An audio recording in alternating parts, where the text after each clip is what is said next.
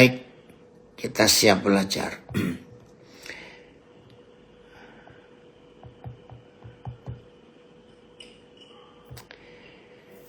Selamat pagi semua yang ada di Indonesia. Ini yang dari Jerman ada yang gabung, dari Belanda ada yang gabung, dari Europe, dari Gießen, ya puji Tuhan, dari Amerika, dari Australia.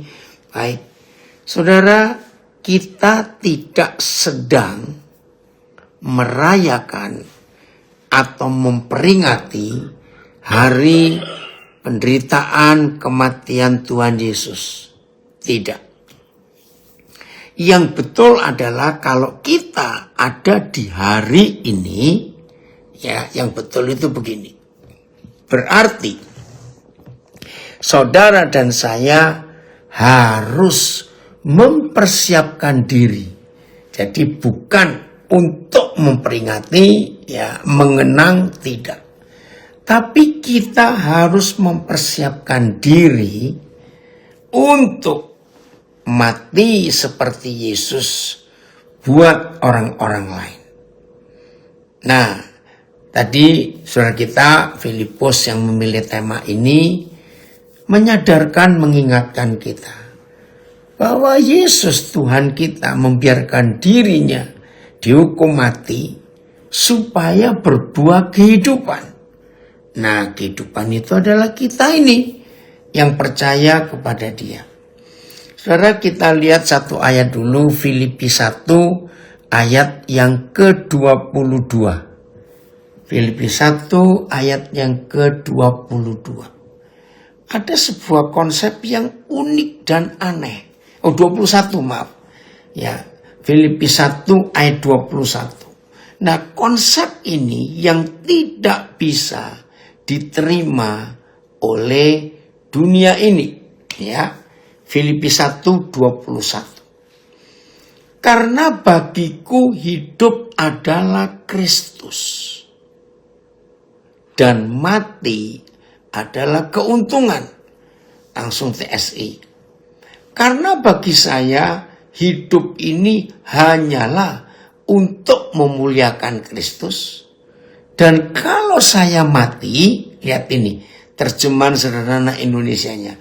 Dan kalau saya mati, itu hanya akan membawa keuntungan bagi saya, yaitu hidup bersama Kristus. Saudara, bagi dunia, mati itu bukan untung, malah rugi, bukan? Karena mati kok. Tapi bagi murid-murid Yesus, ternyata kalau saudara dan saya ingin dapat keuntungan dalam hidup ini, justru kita harus mati. Saya ulangi, kalau kita harus mendapatkan keuntungan, justru bukan hidup, tapi harus mati. Nah, konsep ini sulit diterima oleh semua orang yang ada di dunia ini. Konsep ini hanya bisa dimengerti oleh semua kita yang sudah hidup di dalam Yesus. Dan hari ini seluruh dunia memperingati hari penderitaan dan kematian Tuhan Yesus. Bersyukur untuk fakta sejarah ini. Bersyukur. Maka itu saya katakan tadi, kita tidak sedang memperingati, mengenang penderitaan kematian Yesus. Tidak. Ya, kita tidak sedang mengenang dan kita sedang tidak memperingati. Apalagi kalau di hari Jumat Agung begini, hampir semua gereja pasti ada perjamuan kudus. Ya, karena untuk memperingati. Lalu maaf, dengan terharu, seringkali kita dibuat nangis, nggak apa-apa, ya. Tapi bukan memperingati dan kita ikut sedih Yesus mati. Enggak, bukan itu yang Bapa inginkan atas kita. Yang Dia inginkan kita ikut menderita sampai mati. Jadi nggak mengenang, tidak memperingati. Ingat ya. Nah, konsep ini, mati itu membawa keuntungan. Mati itu membuat kita untung. Konsep ini hanya ada di dalam hidup murid-murid Tuhan Yesus. Dunia tidak bisa mengerti dan dunia tidak bisa mempercayai konsep ini. Susah. Mati kok untung, justru mati itu rugi. Tidak, itu keuntungan. Nah, terus gimana caranya? Sederhana konsepnya. Ternyata untuk bisa mengerti prinsip ini adalah menanam benih. Ya, benih atau bibit, biji apa saja.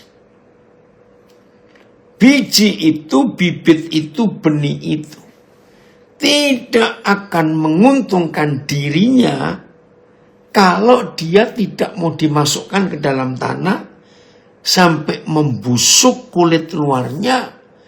Tapi ketika sudah membusuk, dalam tanda kutip ya, maka akan muncul kehidupan baru. Wow, haleluya. Saya ulangi, akan muncul kehidupan baru yang akan memberkati banyak orang. Saudara perhatikan ini. Wah, ini seseorang dari Berlin, dari Gießen, ya Hoofddorp, dari beberapa kota lain, jam 1:30, tapi tetap ikut belajar. Puji Tuhan. Ya dari Tulungagung, haleluya. Nah, prinsip ini yang dunia tidak bisa mengerti. Mati kok untung. Tapi kalau kita mengerti prinsip pohon buah, atau biji, atau benih apa saja, tidak akan menguntungkan dirinya kalau dia tetap satu biji yang tidak mau mati. Ya lama-lama kering. Nggak ada gunanya. Saya punya pengalaman berapa waktu yang lalu. Dan biji itu masih saya simpan sebagai kenang-kenangan. Saudara, suatu saat ada saudara saya, teman ya hamba Tuhan, dari Kutai Barat. Nah, berapa tahun sebelumnya waktu saya ke sana, ternyata di rumahnya ada pohon sawo Manila, ya. Sawo Manila itu bentuknya kecil, ya. Rasanya manis, bijinya itu seperti apa ya? Pipih begitu. Nah, waktu itu saya ingin menanam. Akhirnya pas dia sekeluarga ini ke Jawa, dia ingat apa yang saya pesan dan kebetulan mereka punya benih, ya, dari biji sawo Manila itu. Saya lupa, saya taruh di mana. Saya mau bawa pulang ke Nabire. Ya lupa saya taruh di mana, memang kecil, ada 4 biji, begitu ya. Nah itu dia. Bukan itu. Oh ya itu ya. Sama Manila, sebentar. Yang di Facebook, Instagram, saya harus tunjukkan. Itu bijinya. Oh, sorry. Entar. Harus balik dulu, maaf ya. Lihat itu. Nah, itu biji sawo Manila. Ya, nanti saya bisa lihat. Bentar, Phil. Ini yang Instagram supaya tahu ini. Bentar.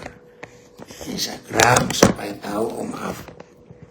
Saya lupa nggak bawa alatnya ini.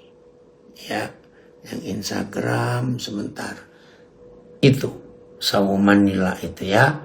Nah, akhirnya setelah sekian saat saya bongkar-bongkar, ternyata ketemu.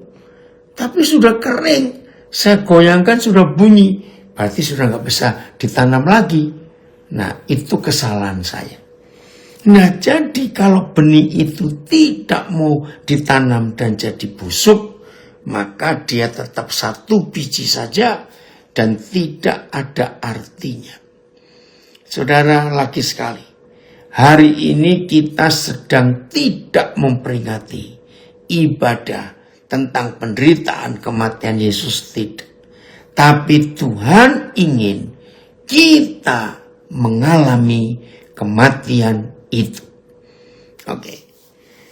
Setiap Jumat Agung, maka ayat yang sering dibaca di semua gereja itu seringkali Yohanes 3 ayat 16. Karena begitu besar kasih Bapa kepada dunia ini, sehingga diberikannya anaknya yang tunggal itu, supaya barang siapa yang percaya kepada dia tidak binasa. Nah ini dia. Melainkan beroleh hidup yang kekal. Itu yang Tuhan ingin kita alami. Nah sekarang kita buka 1 Yohanes 3 ayat 16. Ini cara penulisan saya nggak mengerti bagaimana Roh Kudus mengurapi para penyusun Alkitab. Kok bisa ditulis oleh saudara yang sama, yaitu Rasul Yohanes, di angka 1 Yohanes 3, 16. Di angka pasal yang sama, pasal 3. Di angka ayat yang sama, ayat 16. Saya nggak ngerti bagaimana cara bapak-bapak gereja dulu menyusun penulisan ini. Tapi di 2 ayat ini, Yohanes 3:16 dan 1 Yohanes 3:16. Oh, Roh Kudus membuat kita mengerti. Maka itu bagi semua kita yang belajar firman ini, dan khususnya kita ada di hari yang penuh penderitaan ini, biarlah bagi saudara yang pertama kali tahu ini, hidup ini disadarkan bahwa kita nggak boleh hidup hanya untuk diri sendiri. Saya baca 1 Yohanes 3:16. Demikianlah kita ketahui kasih Kristus. Apa itu? Yaitu bahwa ia telah menyerahkan nyawanya untuk kita. Nah, sampai di kalimat pertama ini, inilah Yohanes 3 ayat 16. Setelah kita hidup dari kematian neraka, karena Tuhan Yesus menyerahkan nyawanya untuk kita, kita hidup ya sekarang ya. Ternyata saudara dan saya nggak boleh tetap hidup. Lihat kalimat berikut, titik koma. Jadi kita pun wajib, bukan harus saudara, wajib menyerahkan nyawa kita untuk saudara-saudara kita. Wih, ini luar biasa. Wajib menyerahkan nyawa kita untuk saudara-saudara kita. Jadi kita tidak bisa minta lagi Tuhan Yesus mati untuk kesekian kalinya buat orang-orang yang belum percaya Yesus. Nggak bisa kita minta dia lagi yang mati. Nah, untuk mereka yang belum percaya Tuhan Yesus supaya mereka diselamatkan, maka kita yang harus mati untuk menyerahkan nyawa mereka. Kemarin saudara masih ingat ya tanggal 21, 22, 23 Maret yang lalu, kan saya pelayanan di Jogja, ya, di GPDI Sosrowijayan Hagios. Nah 2 hari lalu wakil gembalanya kontak saya dan dia terheran-heran. Jadi Jumat, Sabtu, Minggu saya diminta untuk pelayanan. Nah hari Sabtu sore tanggal 22 ya, itu sore, ketika saya lagi mengajar, Roh Kudus bicara khusus kepada saya tentang seseorang di baris kedua dari depan. Nah, saudara ini serius mendengarkan, cukup serius. Saya pikir, wah dia ini anggota gereja yang seperti apa? Serius betul. Dan Roh Kudus ngomong sesuatu untuk saya sampaikan nanti selesai ibadah. Saudara, ternyata, maaf, dia ini bukan Kristen tapi Muslim. Loh, tapi kenapa dia bisa begitu serius mendengarkan saya mengajar. Nah, kejadiannya itu masih belum bubar. Jadi masih di dalam gedung gereja itu. Temannya yang ngajak dia, "Oh maaf om, dia itu masih muslim." Loh, saya kaget. Itu setelah saya doakan. Jadi temannya ini terlambat memberitahu saya. Waktu saya ajak bicara dia, temannya ini lagi keluar karena sudah selesai ibadah. Nah, waktu dia masuk balik, dia kaget sebab saya sedang doakan dia. Sambil saya peluk. Dan temannya melihat anak ini nangis. Begitu dengar muslim, saya yang jadi kaget. Loh, saya nggak tahu saudara. Tapi Roh Kudus jamah hidupnya luar biasa. Karena dia kaget. Saya kok bisa tahu tentang satu penderitaan yang sedang dia alami. Nah, 2 hari yang lalu wakil gembalanya itu telepon saya. Terheran-heran. Sebab wakil gembala ini follow up dia melanjutkan. Dan dia telepon saya itu karena begini. Om, ternyata dia mau terima Alkitab yang saya kasih. Wah, saya bilang luar biasa. Teruskan ya. Wakil gembala masih muda, saya panggil Vio. Vio, follow up dia. Terus wakil gembala bisa bilang, nggak lama om, dia pasti akan terima Yesus dibaptis. Puji Tuhan. Nah ini loh saudara.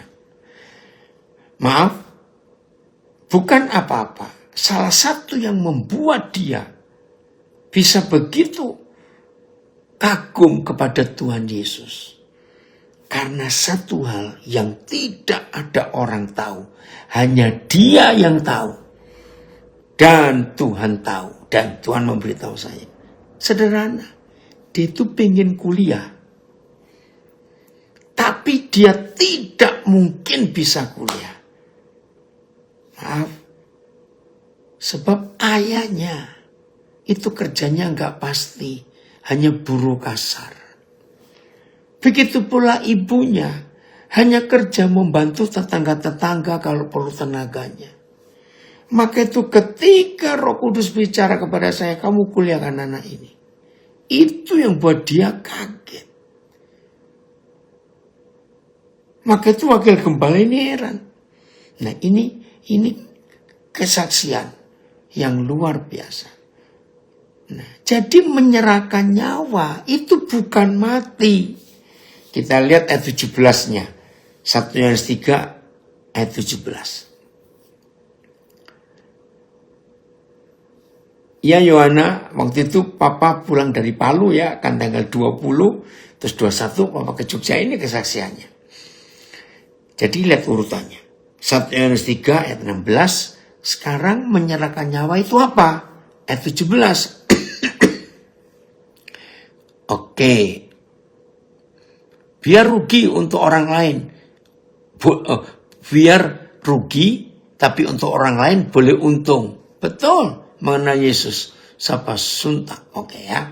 Lihat saya baca 1 Yohanes 3 ayat 17. Barang siapa mempunyai harta duniawi dan melihat saudaranya menderita kekurangan, tetapi menutup pintu hatinya terhadap saudaranya itu, bagaimanakah kasih Tuhan dapat tetap di dalam dirinya?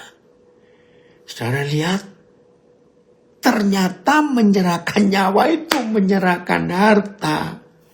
Saya akan buktikan dengan 2 fakta. Bahwa nyawa itu harta.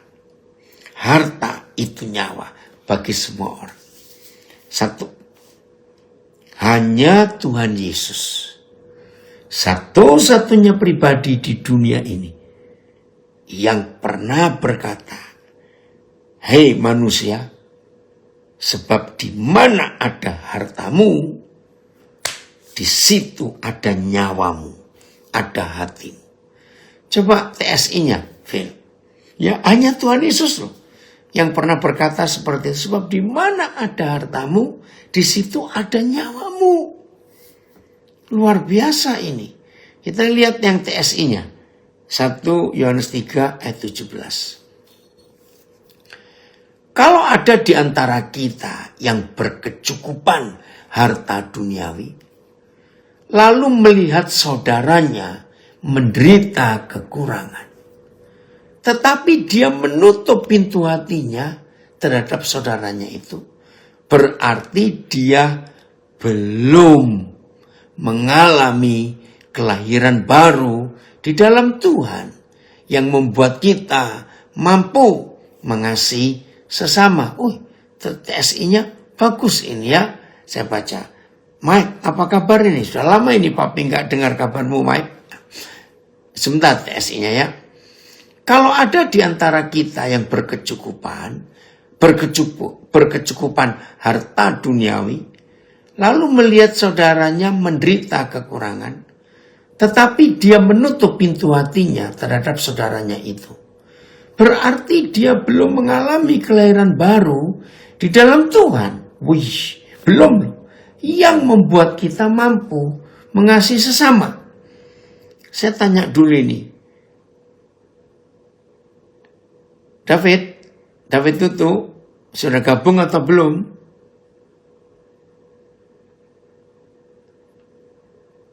Kalau sempat dia gabung, nanti saya minta dia memberi kesaksian.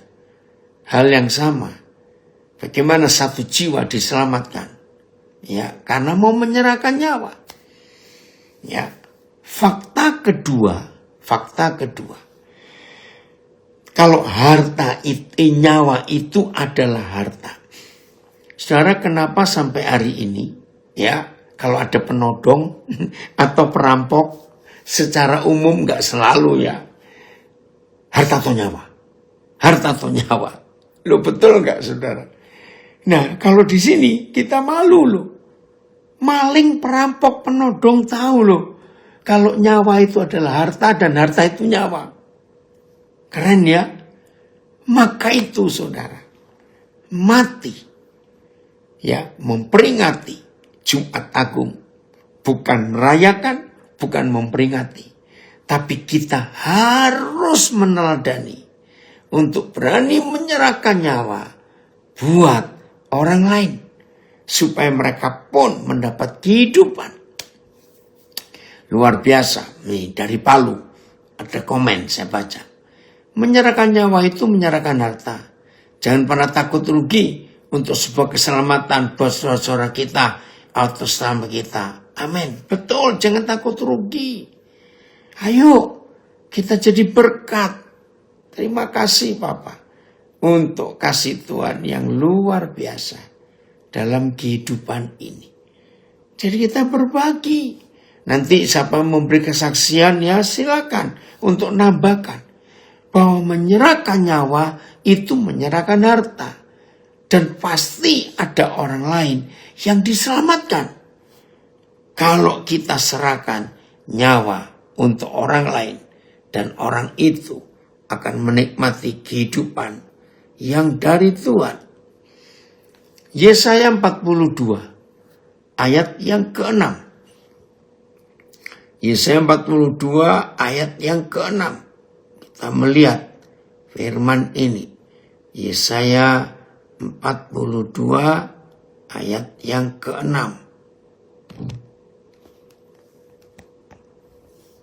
Bentar.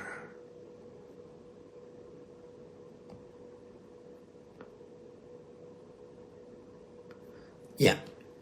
Aku ini Yahweh telah memanggil engkau untuk maksud penyelamatan. Lihat. Maksud penyelamatan. Coba terjemahan yang lain. Aku Yahweh, ayat telah memanggil kamu dalam kebenaran. Oh, memanggil kamu dalam kebenaran. Oke. TL memanggil engkau, oke, kebenaran. PIS, aku Yahweh memanggil dan menugaskan engkau. Ini PIS-nya.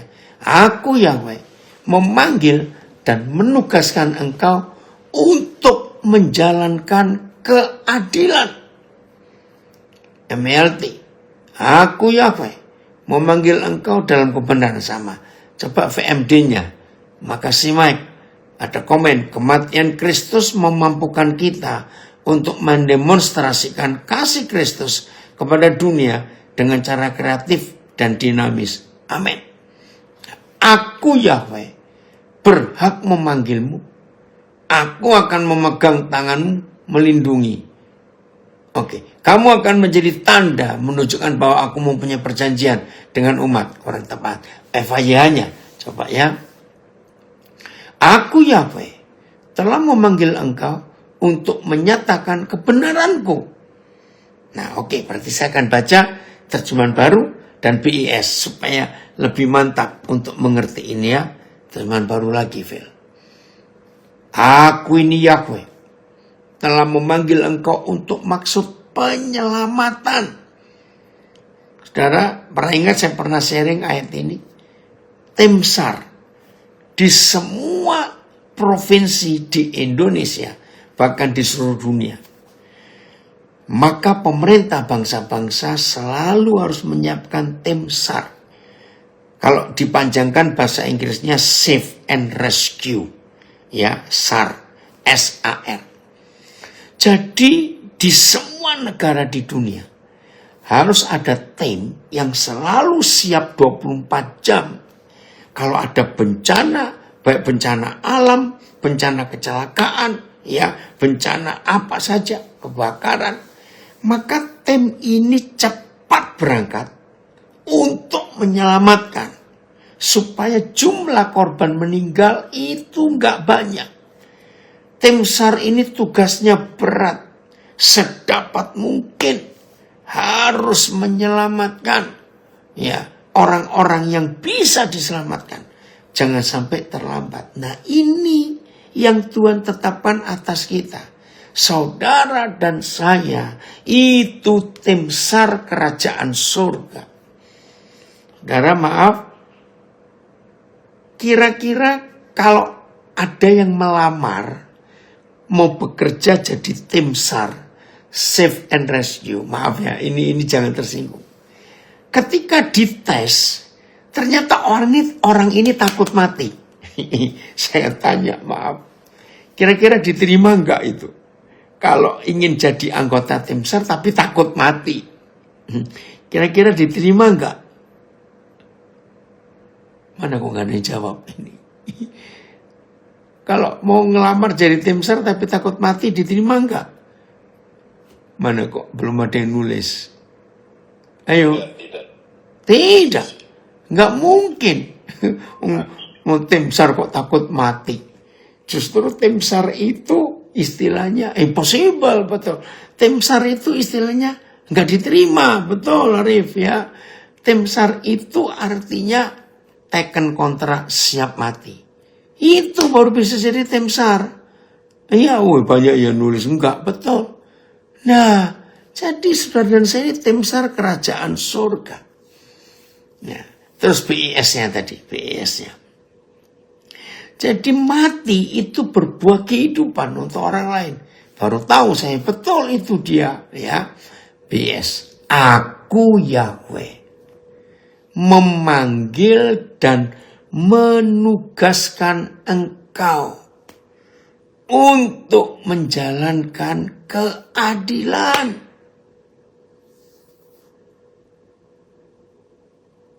Kalau tentara sama.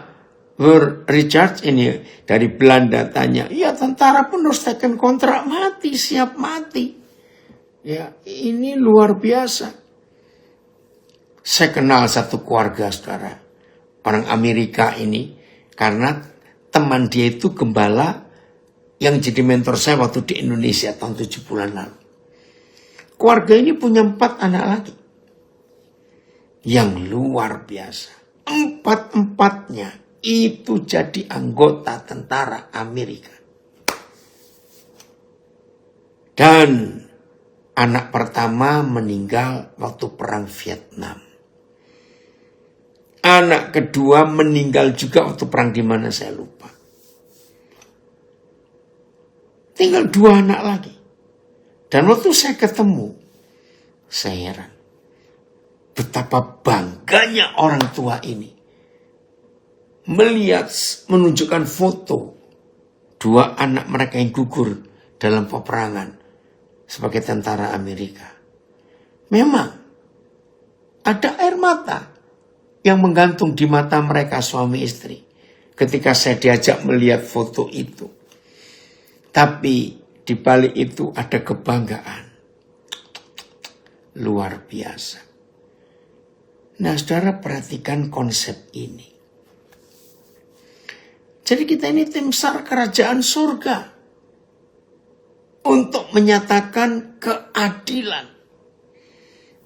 Maaf, saya cerita sedikit. Saya nggak tahu ini anak-anak saya di Nabire ada yang gabung atau tidak. Betul ya, Richard?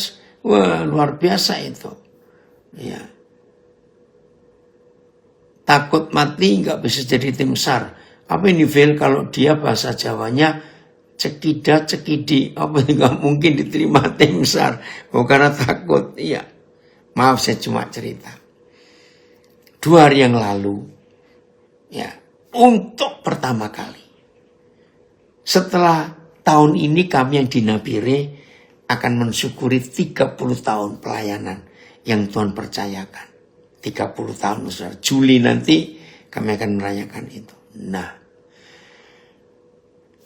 2 hari lalu, Gubernur Papua Tengah, kami ada di Provinsi Papua Tengah, memanggil secara resmi yayasan yang Tuhan percayakan kepada kami untuk mengelola pendidikan berpola asrama sejak TK. Nah, saya nggak hadir karena saya ada di Eropa. Sangat mengharukan. Luar biasa. Istri saya ada di situ. Nah, saudara, ini loh. Jadi sekarang, ya, Ida, puji Tuhan hadir. Jadi sekarang pemerintah mulai melihat. Walaupun rasanya lama ya, nunggu 30 tahun. Baru diperhatikan seperti ini. Saudara, ternyata yang dilihat oleh mereka, ya wajib militer yang dilihat oleh pemerintah. Bagaimana kami menyatakan keadilan buat anak-anak Papua. Luar biasa. Yang di korak, lihat foto istri saya yang saya kirim kemarin. Ya, foto di samping diapit 2 anak yang gumuk-gumuk. Wah, itu dulu anak-anak TK. Tahun 97 jadi TK. Gabung dengan TK kami tahun 97. Sekarang yang satu jadi pengacara. Dan orang Papua asli pertama yang buka kantor. Pengacara di Nabire. Itu anak kita. Nah, yang sebelah kirinya itu via HP.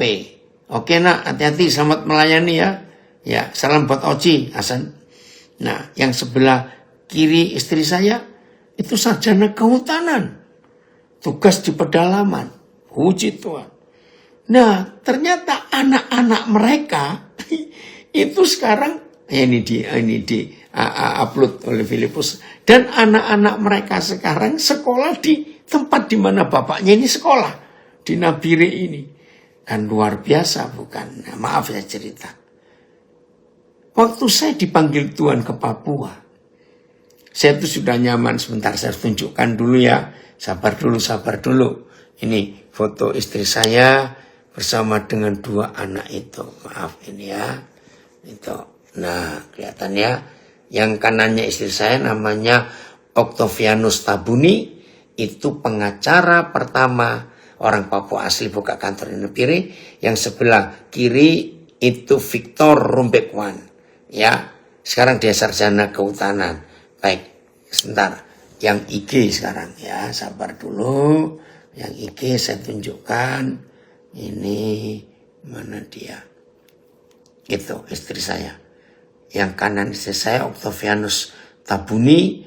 Ya, yang orang Papua asli yang pertama buka kantor pengacara di Nabire. Yang sebelah kiri Victor Rumbekwan, sarjana kehutanan. Sekarang ada di pedalaman.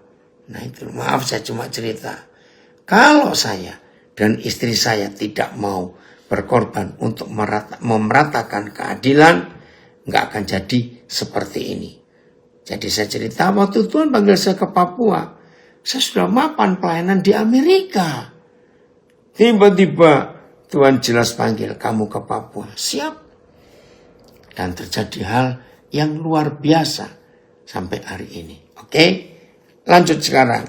Masih Yesaya 42. Oke. Ayat 6 tadi belum selesai. Apa jaminan Tuhan kalau dia memanggil kita jadi tim SAR? Nah, ada jaminannya, saudara. Papa nggak panggil kita kosong-kosong begitu saja. Dia memberi jaminan buat kita. Betul, nak? Arif, mantap ya. Betul, Tuhan itu luar biasa. Menolong kami, Arif, Papa Mama, untuk bisa ya menjadi berkat buat mereka. Bentar, ini kenapa ini? Ada yang salah sebentar.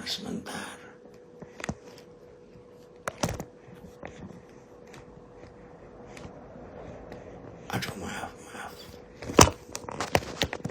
Maaf ya, ada gangguan sebentar.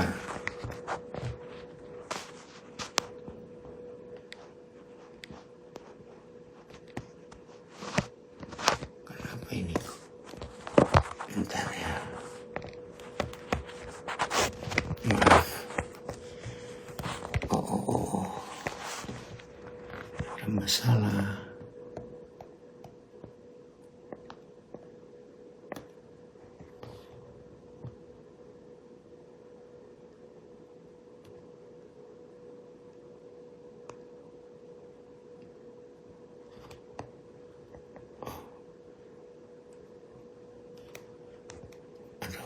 Bentar.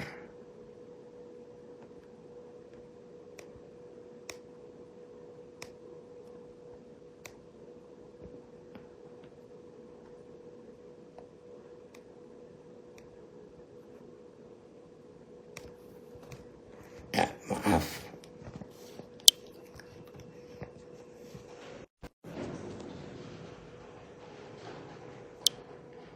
Ya.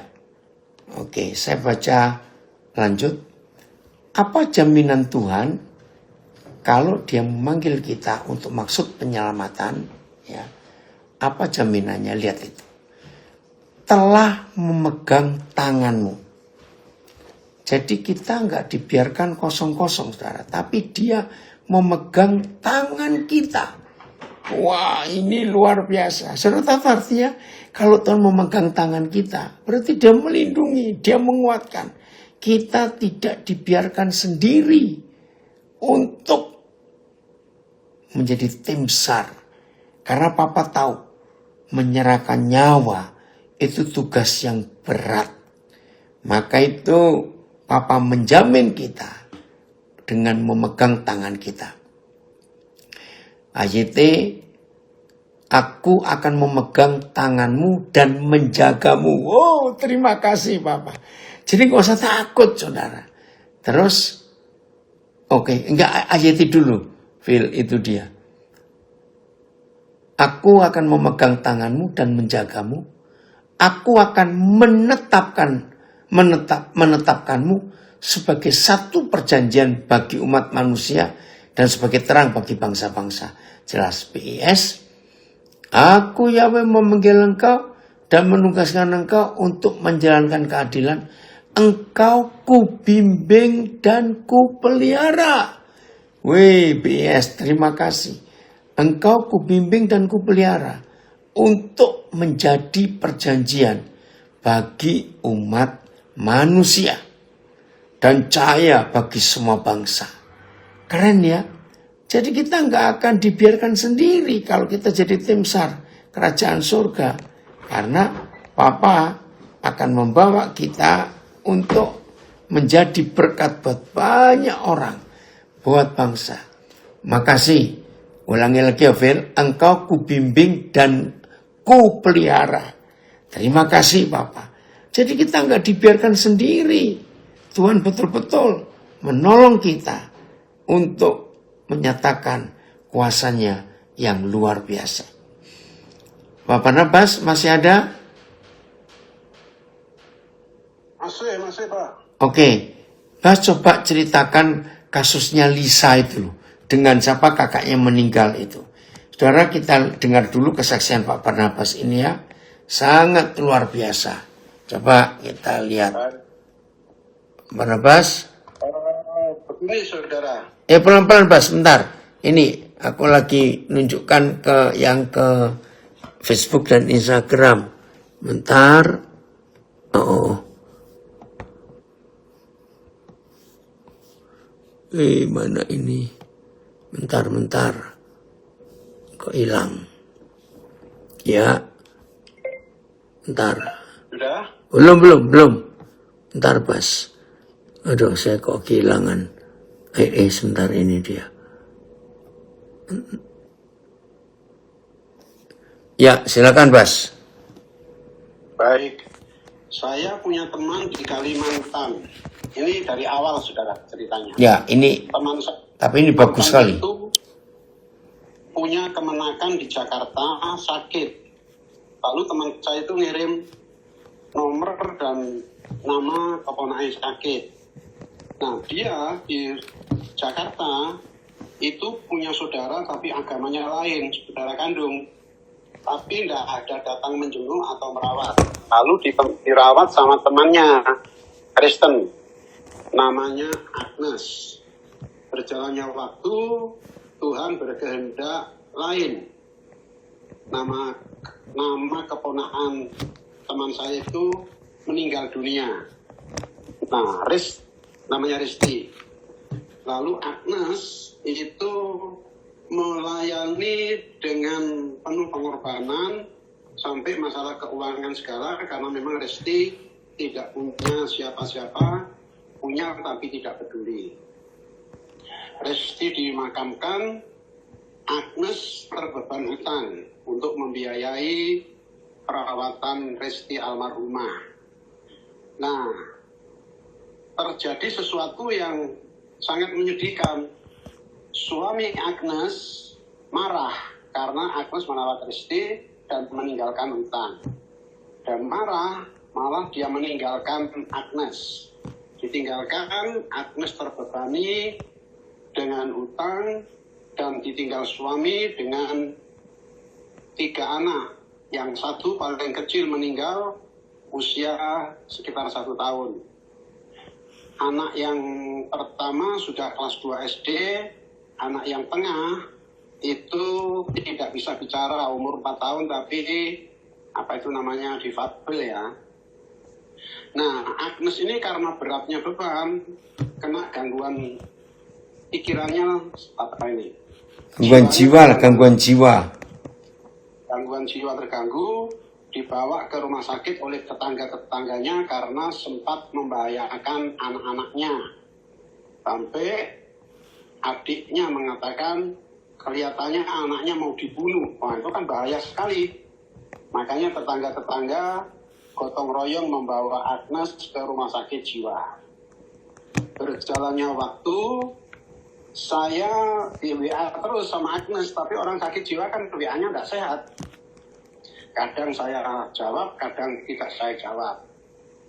Anehnya saudara, Agnes ini kalau tidak salah 5 Maret itu meninggal karena terlilit tali di lehernya di tempat dia dirawat di rumah sakit jiwa. Namanya nggak tahu, rumah sakit jiwa kan Grogol begitu. Nah, jadi 2 anak itu dirawat sama adiknya, namanya Alisa. Agnes dimakamkan, puji Tuhan, walaupun dia lama tidak ke gereja GPIB Cilangkap, tapi pendeta GPIB mau mengadakan upacara pemakaman. Tetapi semua biaya itu harus ditanggung sama Alisa karena dia saudaranya.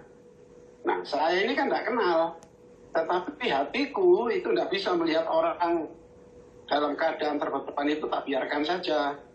Saya kontak teman-teman saya di Surabaya, di Nganjuk, dan Koden, waktu itu tidak tahu di Eropa atau di mana, sempat dapat informasi saya. Teman-teman ini membantu untuk biaya pemakaman Agnes selesai. Tetapi Si Alisa, adiknya yang tinggal sendirian, nggak punya ayah, mamanya meninggal beberapa bulan yang lalu, terbebani dengan 2 anak. Lalu Oden sempat tahu mau ke Nabire, tak tanyai mau. Keponakanmu di sekolah di sana mau. Nanti saya tanya. Beberapa hari kemudian memberi jawaban, mau Pak, namanya Arif, keponakannya yang kelas 2 SD itu mau. Tapi adiknya ini difabel Pak, nggak bisa bicara. Apa itu istilahnya saya lupa. Lalu saya lihat bahwa Alisa ini hanya tamat SMP, tidak bisa bekerja di tempat pekerjaan yang seperti perusahaan atau kantor. Dia itu kerjanya tukang cuci baju orang. Pak WA sama aku, kamu pakai mesin cuci atau dengan tangan? Dengan tangan Pak, mana bisa rumah begini kecil, kontrakannya hanya 3x3, harus nggak bisa punya mesin cuci. Bahkan saya yang keliling dari rumah ke rumah untuk mencuci dan menyetrika baju, dari situ saya membiayai hidup. Nah, sudah dalam keadaan begitu sakit lagi, si Alisa ini masuk rumah sakit, dibawa oleh tetangganya di Ciracas. Saya tidak tahu Ciracas itu di mana, di dekatnya Cilangkap katanya. Nah, dia itu BPJS-nya mati, tidak terbayar beberapa bulan. Kemarin ketahuan 10 bulan. Akhirnya rumah sakit tidak bisa melayani dengan kapasitas BPJS. Tapi orang sakit mau diapakan? Dirawatlah. Saudara, terkejutlah saya. 2 hari keluar rekening 1.800.000. Kakaknya almarhumah Agnes sempat dengar, dimarahi. Kamu itu tidak punya uang kok masuk rumah sakit. Jadi rumah sakit mahal. Saudara, siapa yang tidak terketuk hati melihat sudah sakit dimarahi begitu? Puji Tuhan, saya tidak memuji Koden ya. Tetapi Koden itu kalau lihat yang begitu, itu saya contoh. Harus peduli dengan orang, jangan lihat uangnya, tapi lihat jiwanya. Koden kirim uang 2 kali, baik untuk penguburan Agnes maupun perawatan Alisa. Lalu keluarlah dia dan rumah sakit kami bayar lewat transfer. Kemudian saya harus menegaskan, Alisa, kamu siap ikut Papa Daniel ke Nabire? Siapa? 2 keponakanmu gimana? Ya Pak, tinggal ngurus surat-suratnya. Saudara, masalah ada lagi. Kakak iparnya yang sudah ditinggal mati istrinya itu, dia keluar dengan membawa semua surat-surat. Akte kelahiran, kakak, itu dibawa. Nah, tak suruh minta. Dia bilang, ya tak kasih, tapi aku ini butuh. Aku punya harus nanggung hutangnya almarhumah segala.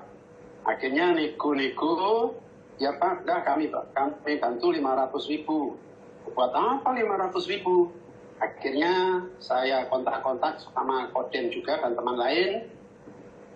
Dapatlah 1.500.000. Jadi saya ini tidak begitu punya uang, tapi sedikit ada di tabungan saya. Tak transfer 500.000, kurang 1 juta. Sudah begitu, Alisanya sakit. Karena lambungnya itu sampai membuat ulu hatinya sesak, masuk rumah sakit lagi. Aduh Tuhan, anak ini kok begini menderita. Tapi saya percaya, Tuhan Yesus pasti tidak hanya memakai saya, walaupun belum pernah ketemu. Pasti ada orang yang mengulurkan tangan. Nah, beberapa teman saya kasih tahu, saya buat WA, anak ini begini. Kemudian terkumpullah sedikit dana. Rumah sakit bisa dilunasi dan rumah sakit appendix banyak. Satu kali, saudara, kira-kira jam 3 siang waktu itu, Pak, saya ini sudah keluar rumah sakit dengan 2 keponakan, tapi nggak bisa makan, Pak, kan nggak punya uang, nggak bisa nyuci karena saya sakit. Saudara, akhirnya mestinya uang dipakai untuk ngurus akte tadi, sudah kamu beli makanan, saya kirim 300.000. nanti lagi, dia lapar lagi, bilang, Pak, saya belum makan. Saudara, dipandang sepintas sepertinya, seperti ya saudara, kayak memeras. Tetapi dalam hati saya percaya betul anak ini tulus, memang betul-betul lapar, menanggung 2 anak, dan tidak bisa beli makanan. Ya udah, ini kamu beli makan, kamu beli beras, supaya besok pagi ada yang buat dimakan. Nah, saudara, tadi malam jam 12 malam, ini tadi malam saudara, saya ditelepon. Saya kan tidur. Begitu saya bangun, kok ada telepon. Saya terima karena saya tidur tadi. Dia WA, Pak, saya diantar tetangga saya ke rumah sakit karena lambung saya kumat lagi sampai ulu hati saya rasanya sakit juga. Saudara, saya ini harus dipakai uang untuk urus akte, tak kurangi. Tadi malam saya transfer lagi 300.000. Nggak tahu untuk urusan yang lain, yang penting hal itu bisa teratasi.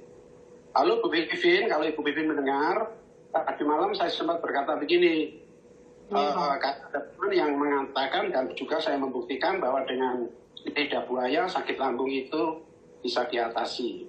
Akhirnya saya kasih tahu, cari lidah buaya, beli di supermarket atau di mana saja, kemungkinan ada. Jadi saudara, saya ini ingat pepatah Jawa itu mengatakan begini, duduk sana, duduk kadang, nek loro, melu terbeban, nek mati, melu kelangan. Nah, pepatah Jawa itu menyentuh terus dalam hatiku. Walaupun saya tidak kenalnya itu hanya lewat WA, lewat foto, tetapi roh saya memberi kesaksian bahwa anak ini betul-betul menderita dan perlu pertolongan. Hari ini pun saya akan kontak-kontak dengan dia, bagaimana kelanjutannya, apakah sudah sehat. Tadi saya bilang sama Bu Vivin, kalau sempat kunjungi Bu, tolong carikan lidah buaya. Oke, itu saja dulu, kisah belum tamat, masih berlanjut ini. Tetapi sedikit yang saya cerita ini, kiranya boleh memberkati kita secara belas kasihan dari Tuhan Yesus. Terima kasih, Waden. Amin. Nah, saudara, jangan mempersoalkan kasus ini. Tapi saya yang izinkan Pak Barnabas cerita, di sekitar kita tidak sedikit ada orang-orang yang menderita. Apakah kita siap dalam tanda kutip menyerahkan nyawa untuk mereka supaya mereka hidup? Nah, jadi kesaksian Pak Barnabas ini baru salah satu dari segitu banyaknya fakta hidup yang ada di sekitar kita. Oke ya, ini saya nggak tahu ini IG saya itu karena apa ini saya, maaf, ini karena dalam perjalanan jadi saya nggak bawa alat-alat itu. Bentar ya, saya harus pindahkan. Nah, ini loh saudara, betapa banyaknya masalah-masalah yang ada di sekitar kita dalam hidup ini.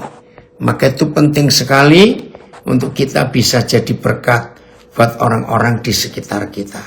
Ya, entah dengan cara bagaimana, percaya Roh Kudus pasti akan menolong kita. Oh, sebentar. Ya.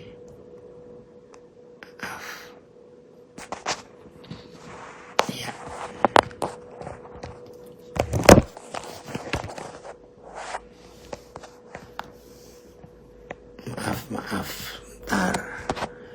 Saya keluar dulu. Oke ya Pak, nanti Bu Vivin akan mengunjungi.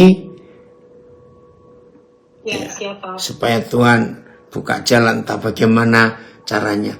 Maaf ya, Instagram saya belum tahu, nggak bisa ngatur bagaimana nanti. Oke, kita lanjutkan sekarang. Apa yang Tuhan bisa kerjakan lewat hidup kita dalam kondisi apapun juga. Kita percaya bahwa Tuhan pasti akan bekerja dengan caranya lewat kita.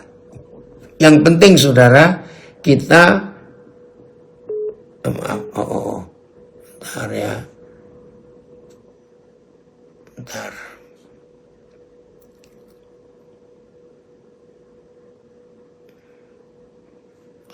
Kenapa ini?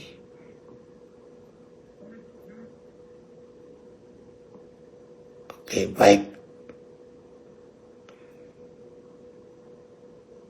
Ya. Jadi yang penting bagaimana kita bisa jadi berkat buat banyak orang di sekitar kita, supaya mereka itu mengenal kasih Tuhan dalam hidup mereka lewat kita. Maka itu pengertian 1 Yohanes 3 ayat 17 tadi itu luar biasa. Tuhan bisa memakai kita, menyerahkan nyawa kita untuk orang-orang lain, sehingga mereka pun akan mendapatkan berkat yang luar biasa. Oh sebentar, puji Tuhan, ini ada yang terbeban. Filipus, bisa lihat di IG Papa, ada Papa nggak kenal juga ini, memberikan nomor HP untuk bisa melayani Agnes juga. Phil bisa baca atau Bas, ini tulis nomornya Pak, ini Bapak atau Ibu ya, Alphonse Yani, saya nggak tahu, 0821, Bas tulis ya. Ambil pulpen saya. Oh. Atau Filipus bisa nuliskan, pindahkan ke Pak Barnabas. Bisa saya tuliskan Pak. Oh ya dah, dari IG ya. Oh ya, 0821 0821 98 8 98 lagi 98 lagi 00 00 44. 44. Oke. Coba ulangi Vin, ulangi. 8 00 44 0821 98 Iya. 98 Iya. 00. Ya betul. Namanya Alphonse Yani, atau ini bapak atau ibu, maaf ini. Luar biasa. Nah ini kalau kita sebagai keluarga Tuhan saling nyaut ya, untuk ambil bagian masing-masing. Puji Tuhan untuk itu. Halo Pak Den. Ya. Agnes sudah di akhirat. Yang perlu ditolong Alisa. Oh Alisa, oh maaf ya ini. Jadi karena nggak jelas. Ya oke. Ya ini Pak Alfon atau Ibu Alfon ini. Jadi Alisa yang sedang sakit sekarang ya. Baik, kita lanjutkan. Jadi ada banyak cara. Kalau kita mau menjadi tangan Tuhan, jadi saluran berkat buat orang-orang banyak. Saudara, akhir 99, masuk tahun baru 2000. Frankie Siombing, kita tahu ya, hamba Tuhan, penyanyi, penggubah lagu. Itu menggubah lagu misi. Nah, sepengetahuan saya, sampai hari ini belum ada lagi gereja Tuhan, anak-anak Tuhan, murid-murid Yesus yang menggubah lagu misi. Maaf, kebanyakan lagu-lagu yang digubah sekarang, itu Tuhan memberkati, Tuhan baik, Tuhan menolong, ayo kita menyatu dengan Tuhan. Enggak salah. Tapi lagu misi ini yang kurang sekali. Nah, kalau saudara pernah dengar Gereja Kemah Injil, itu buku lagunya namanya Kemenangan Iman. Nah, di buku Kemenangan Iman itu, lagu-lagu itu, saya belum pernah menemukan gereja di Indonesia ini yang lagunya selalu bicara misi, penginjilan. Nah, coba cari lagu Kemenangan Iman. Nah, nanti Kristo kita nyanyikan ya terakhir nanti lagunya Frankie Siombing. Berikanku tanganmu untuk melakukan tugasmu, berikanku kakimu melangkah dalam rencanamu. Apa ya, berikanku, masih ingat ya? Maaf, saya tiba-tiba saya ingat itu. Itu lagu misi yang luar biasa.